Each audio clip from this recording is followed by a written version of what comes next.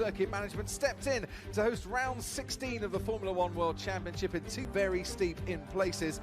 Turn 1 drops away from you once you turn left-handed, gets past Sebastian Vettel. Eventually, Albon would go on to finish 7th in the race. As for Sunday, but it's the C4, the C3 and the C2 tyres that we're interested in today. And they're a step softer, the tyre compounds, than we had, with one of the leading fancies having to come from outside of the top 10, whatever happens in qualifying. Yeah, exactly. So, yeah, I think in terms of overtaking for Lewis, he's got to hope that there are opportunities. You do have the long turn 8 into 9 and 10 before the big long back straights and the DRS zone, but it does damage that front right tyre, so in traffic it is going to cause issues. But you know, they have soft tyres here, the softest of the Pirellis here this weekend, and they're going to be, well, he's done a runner. He's probably going to find a bag of concrete mix.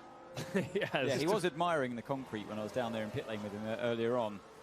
He's always willing to help, isn't he, Ted? Yeah, kind-hearted man. Yeah. We have a lot of white cars on track. Yeah.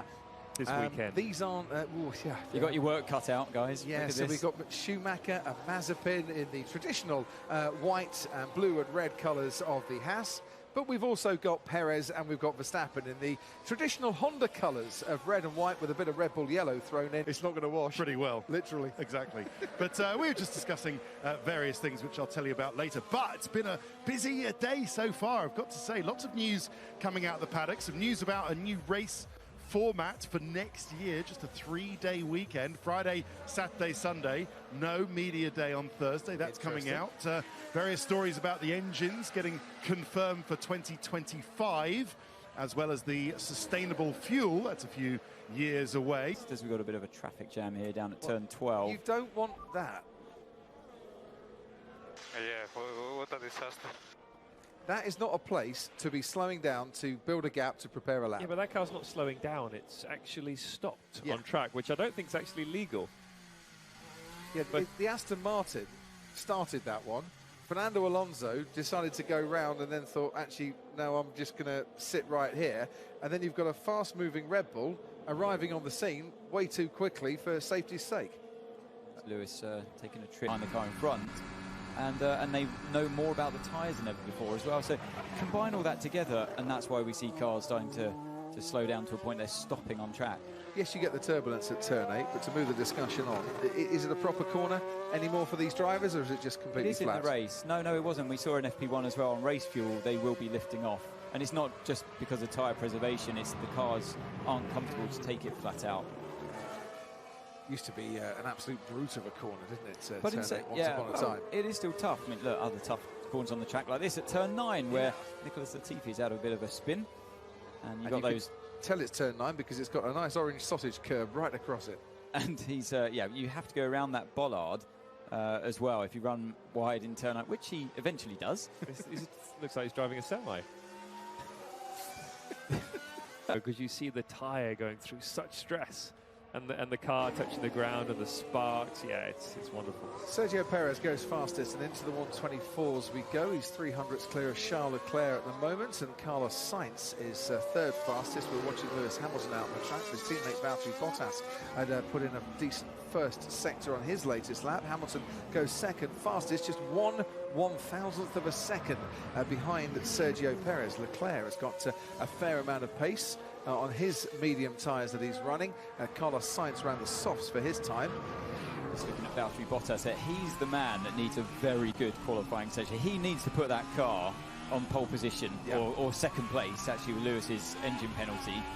He's got an important job to do this weekend for Mercedes. You can see the car's coming slightly down here, and they've got a tailwind. There is Perez in the Red Bull, and he hooks up the apex curve beautifully well.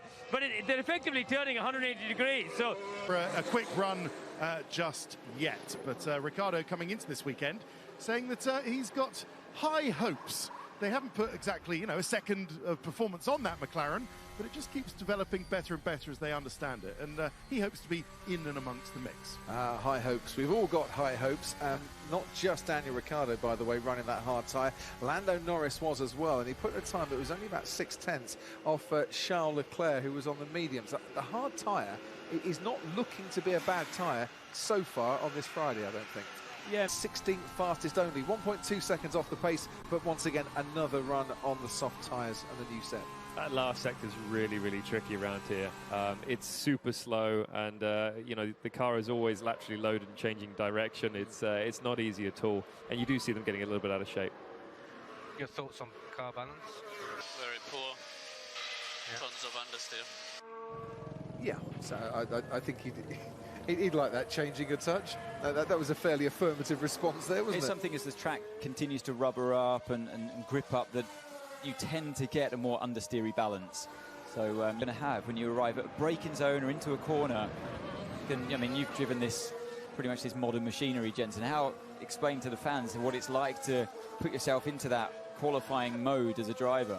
Yeah, it's really difficult. The first run is always the trickiest. You can build up to it after a couple of tyre runs, but it's tough because you brake where you think it's going to work, and if the wind is slightly changed direction, you're not braking at the correct time. You're a tiny bit too late. You either lock up the front, get a little bit of oversteer, and it sets you offline. And if you're you know, a centimetre away. Yeah, Lewis was also struggling.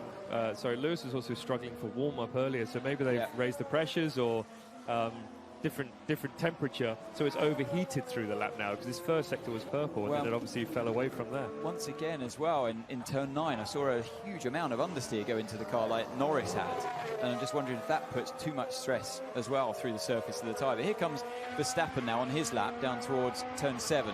Same again, he looks like he's got a lot of understeer in the corner. Is the answer, yes. Certainly wasn't a message to you to talk louder, Crofty. No, I'll try to keep quiet. Jensen can talk louder, we'll balance it all up. It's like oversteer, understeer, isn't it? I'm so looking forward to working with you for the rest of the weekend. Welcome back. Hamilton's going for another fast lap. A 30.7 during the first sector. He currently has an advantage of about 2.5 tenths over Charles Leclerc, Bottas, Perez and Verstappen. Surprised by that lap from Verstappen in terms of the pace that we saw?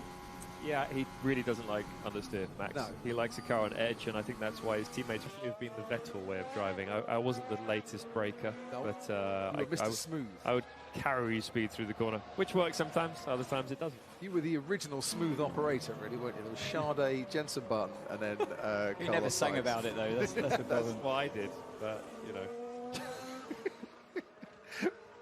Anyway. He likes karaoke, it's just we don't often hear about it. There's Pierre Gasly, I should say, out on the track. Got a bit sorry for Pierre Gasly at the moment, having a wonderful season, but failed to reach Q3 in Russia and hasn't scored in the last 2 races. This is Max Verstappen. Let me know if you like a front flap adjustment. No, I don't, but it's still the same behavior mid-corner. The car's like a slingshot or something.